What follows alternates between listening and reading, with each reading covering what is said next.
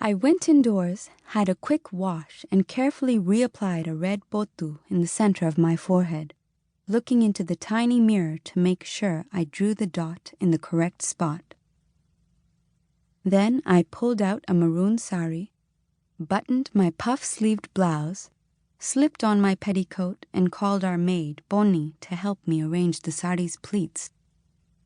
"You look nice," Pony said approvingly. I pursed my lips as I made my way into the sitting room, taking the mincing steps that my sari permitted.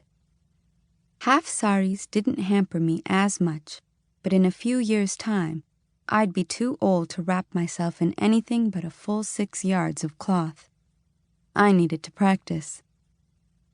Gitta saw me almost trip over the sari's flowing folds, and he choked over the cup of chai he was sipping. I stuck my tongue out at him.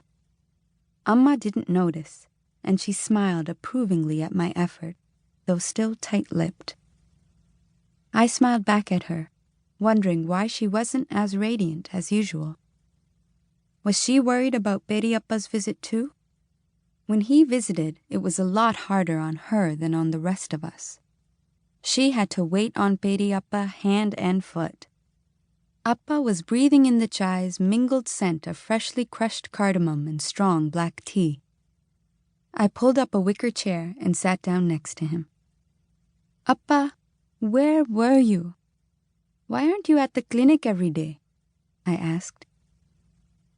Amma shook her head as though to tell Appa to stay silent. "Tell me," I wheedled. "Please. I'm old enough to know. Does Gitta know?" Appa looked worn out. He took a sip of the sweet, milky tea from his steaming cup. "I'm doing some new things. Volunteer work." "Volunteer work?" I asked. "Why?" "I suppose you could say it makes me feel fulfilled," he said. "Don't we keep you feeling fulfilled?" I asked, hoping to coax him into saying more. He smiled but didn't answer. "So, what did you do in school today, Vidya?" I didn't want to change the topic, but I couldn't help chattering about school and volleyball and my best friend, Rivka. Rivka was Jewish, but other than that, she was like my twin sister.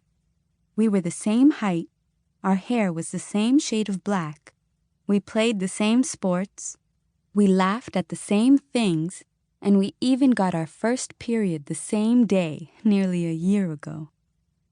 Gitta teased her as much as he teased me when she came over, and I bossed over her little brother just as much as she did. By the time I got through telling Appa about my day, it was prayer time, and Pony was clearing away the remains of our tea. We gathered around the household altar in the puja room, and Amma's voice rose in a Sanskrit chant. She poured oil into the old brass lamp and lit the wick. When the small flame began to dance, she placed a camphor cube on her handheld lamp and lit it with the flame.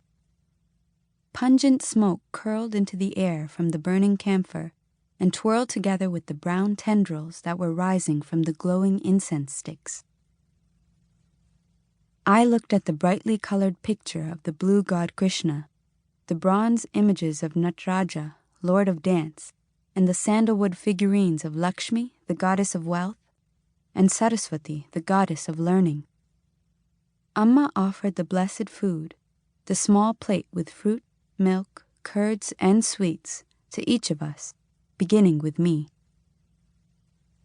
The ritual was comforting, and by the time it was over, the spicy fragrance of the special Krishna Jayanti feast wafted in from the kitchen and drove the worries about Appa out of my mind.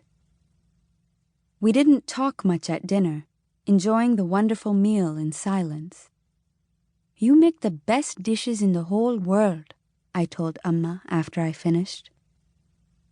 "The cook did most of it," she said. "I just sprinkled the spices on at the very end." But I could tell she was pleased. Unlike me, she enjoyed being the chef.